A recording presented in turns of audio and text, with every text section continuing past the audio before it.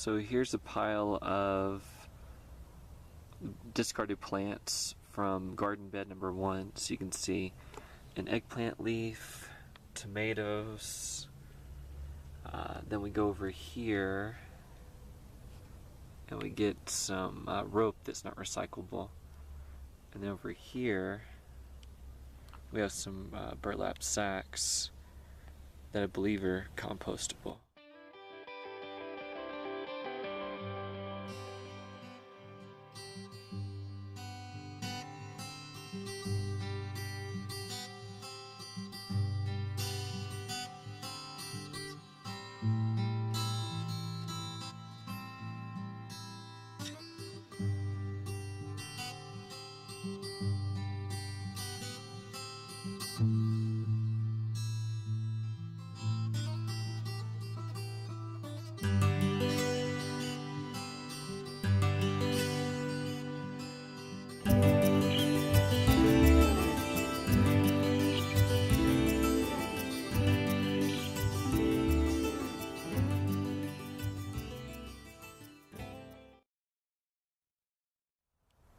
Here's some tomatoes that are just about ripe, and they'll have to do. And you can see a little bit of green on them. If we go down on this bed, then you can see a small Japanese eggplant. This eggplant was totally eaten up by a hornworm, I believe. It's only lift leaves away. So I don't know if you would say I had the last laugh, or they did, but I'm pretty sure this is still edible. I probably need to pick it soon.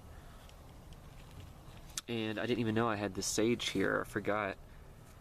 But it was covered up by the tomato plant. It's the leaf is still there, kind of in the shot. There you go, that's a little bit better. And another rosemary. I know I planted it, but I forgot all about it. Little cluster of green tomatoes. There. So I haven't tried fried green tomatoes yet, but I think that I should.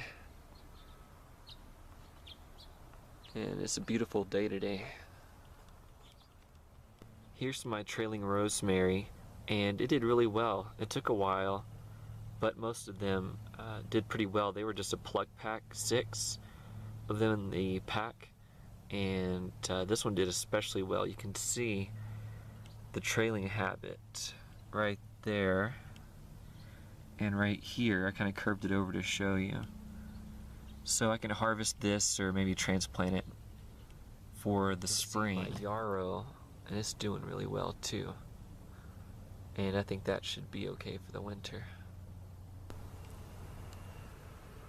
So here's my garden bed a couple of days after I took out the tomato plants. Used to be one in the center with this trellis. There used to be one behind it. There also used to be one on this corner by the rosemary. The cayenne pepper, there's one small green cayenne pepper.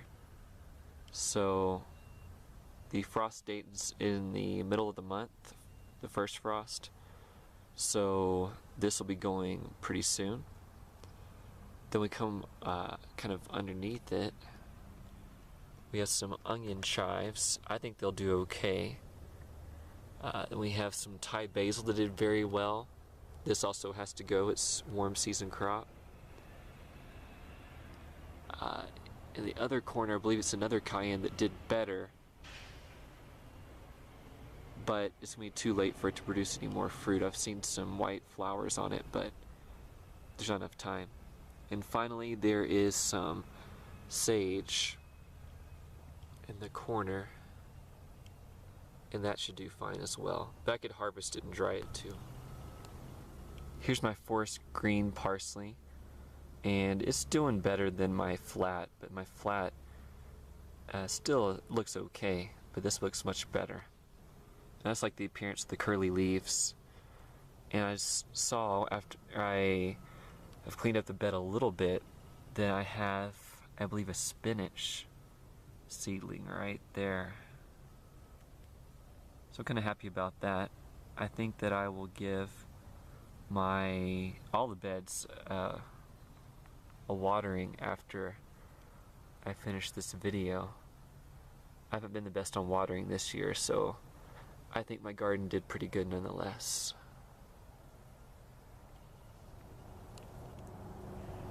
Here's an example of something that's kind of funny. In the foreground there is a dried up watermelon rind, and behind it is a watermelon plant. It's almost middle October, and I don't believe there's a way for it to produce flower and fruit and make something that's edible. But I still think it's kind of funny that it did germinate just with some of our summer monsoons and no care at all. If it did bear fruit, the field mice or rabbits or coyotes would probably get it anyway. But I think it's just it was a fun thing to come across in my backyard. Here's a cholla. It is native to the area and it's casting a pretty cool shadow right now. They're native, they're drought tolerant, and this one just popped up on its own. You can see the spines on there. They're not too pleasant to get stuck in your finger, but I really admire the way they look. Here's the very back of the property, and the neighbors have rosemary that's growing through the fence.